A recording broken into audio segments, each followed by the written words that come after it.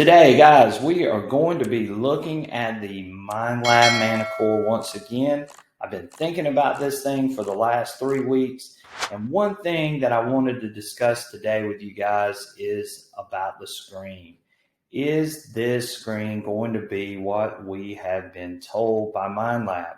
So let's dive into this screen, and we're going to look at some other things too, but let's talk about this screen for a few minutes. So first off, let's talk about what we already know about this screen. Will it help us identify those targets as being ferrous and non-ferrous? We know that there's a graph that's being used. Hopefully that's going to help us to decide whether to dig or not dig. We know that there's going to be some sort of red indication either in the upper or lower regions of the graph. And if it comes up in the center part of the graph, then more than likely that means it is non-ferrous. So that is what I have seen in most of the demo videos. So let's look a little bit closer. So will the new screen accurately identify? And this is the one question I have, because this is the style of hunting I do, and this is the kind of sites that I hunt. I usually run across these Colonial square nails. These Colonial nails are notorious for ringing up and ringing up high and giving me a false target. I'm thinking it's a non-ferrous target, but it turns out to be a Colonial nail. A lot of my sites are riddled with these nails. I'm curious as to how the Manticore screen is going to respond to those nails. Is it going to show it as being iron and ring up in that upper region or lower region, or is it going to show up as a false target and ring up in the center portion of the screen? So I would think that because it's oddly shaped, that it still might possibly ring up in the center portion of the screen, but still not tell me that it is iron. So that's what I'm thinking. I could be totally wrong. Again, a lot of this is just sheer speculation, but I really want to know what the Manticore is going to do with that type of target, because it will false off on the Equinox, it falls off on the Deus 1, it falls off on the Deus 2.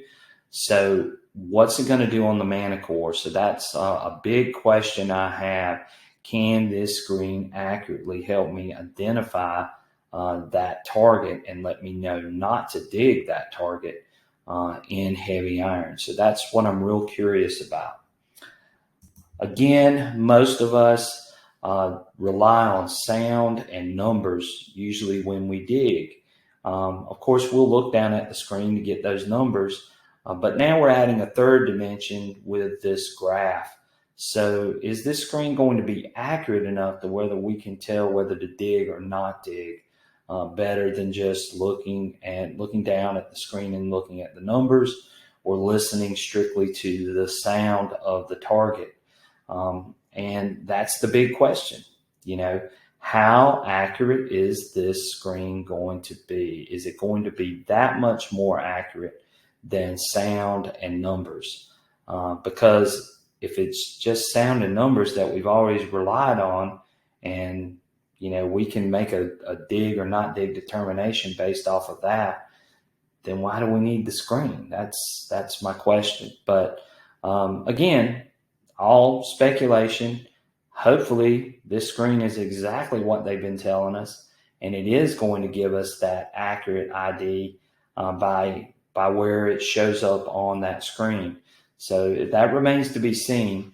But I've been investigating some videos, and I came across this the other day.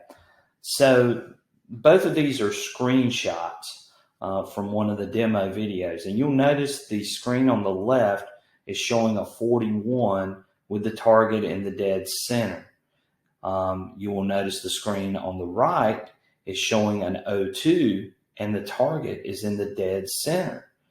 Most of us know that the lower numbers would indicate it as being some sort of trash or an iron target. So what's going on here? I mean, if you just relied on the screen and you were looking at the center portion of the graph, then you would dig both of those targets. You got an 02 target and you got a 41 target. So I don't know. I mean, I'm just speculating, but I just don't know what this thing is going to do. Is that my square nail on the right-hand side that's falsing, and it's giving that false identification by showing that circular motion or circular target in the center portion of the screen. So I really don't know, but it had me thinking when I saw this as I was going through this video, what's happening here? Why is that coming up an 02 and having that center portion of the graph showing up? So again, something to think about. So what can we conclude from all of this? And again, all of this is just sheer speculation. And that's the thing that all of us do. We love to speculate what these new machines are going to be like. We love to guess what's going to happen with them. And that's all I'm doing here. The screen to me has always been the last resort. I listen to the sound first, and then I'll look at the screen if I have to, and then I usually dig. But we're adding another dimension into this with this graph as a dig or not dig assumption. It's just another tool. But of course, this is the big selling feature of this machine. Without this screen, it's just another machine, right? It's an Equinox. So the screen definitely is the big selling feature, and it's really going to have to show high accuracy for a lot of people to justify spending the $1,500 on it. And that's what I want to know. So I wish Minelab would unleash this machine, at least let these testers start showing tests and start showing the machine out in the wild, so that people can get a good idea before they put down $1,500 on this machine. So my question to all of you guys, what do you guys think about this screen? Do you think it is going to be a very accurate screen, and it's going to give you that information that you've been missing out all along? Or is it just one more bell and whistle that's just been added to this machine as a selling feature? So do you think this machine is going to be more accurate with this screen? So again, think about that. Leave a comment. I would greatly appreciate it. And then the final thing is a couple of questions I have for Minelab. Minelab, when and why? When is the release date? We are hearing all kinds of things. We've heard November, we've heard December, we've heard January. If it follows the same path as the Equinox, it could be March, it could be April before we start seeing a bunch of these machines arriving, especially here in the United States. The other question I got for Minelab, and I'm going to keep saying this until they do this, is why have we not seen this machine in the water? We know that it's supposedly, 15 feet deep?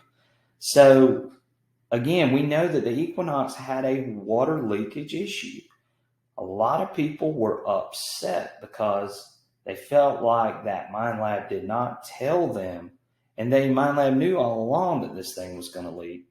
I know people that have had to return their machine multiple times for water leakage issues. So why have we not seen this machine in the water to sort of squelch that complaint that people might have? The other thing that we haven't seen is, why have we not seen this machine on the beach? It's supposedly really deep. The Equinox was awesome on the beach. We need to see the Manticore on the beach too. I think that would be great as well.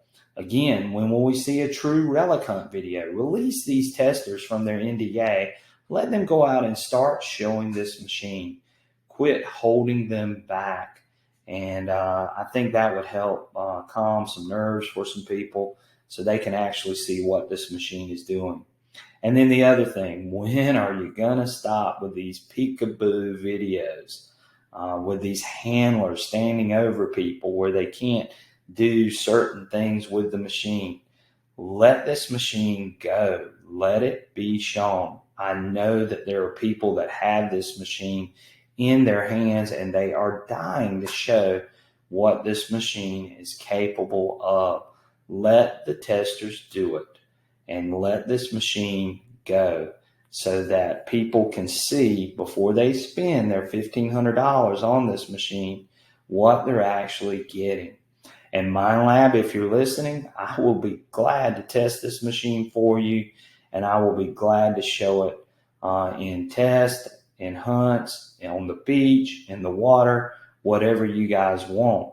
But again, I think that Minelab needs to go ahead and let the machine be shown so that when someone wants to go and buy this machine, they're not going to be apprehensive about it.